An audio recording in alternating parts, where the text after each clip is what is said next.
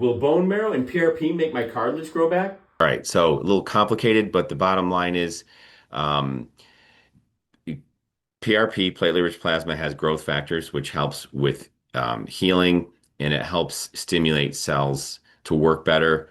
Bone marrow aspirate cells has actual cells that do the work, but those cells, those stem cells and other cells that help the stem cells, but especially stem cells, the stem cells tell other cells what to do. So the more cartilage you have, the better those are going to work no matter what, because the less severe the disease, but also the more cartilage cells you have. Because the white you see on the end of a chicken bone, that's not all cells. There's cells in these little lacunae, so kind of like it's almost like kind of honeycomb, but there's not a lot of chondrocytes or cartilage cells there.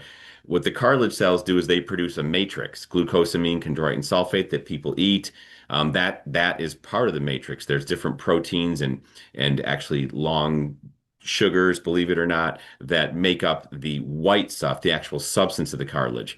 So the PRP in the bone marrow work well to help those cells work better and produce more matrix. But they're not great. PRP definitely doesn't do this, but even bone marrow, when you're putting cells in there, there's very little evidence that those cells completely stick to the end of the bone and grow back a whole new bunch of cartilage. It's really more they tell those other cells what to do that are already there, and they make them work better and produce better matrix and more matrix. And so the cartilage can get a little thicker. There are some studies that show that, but I don't think we're really good at putting cells in there and having those cells stick and rebuild by themselves. They help other cells do their job better.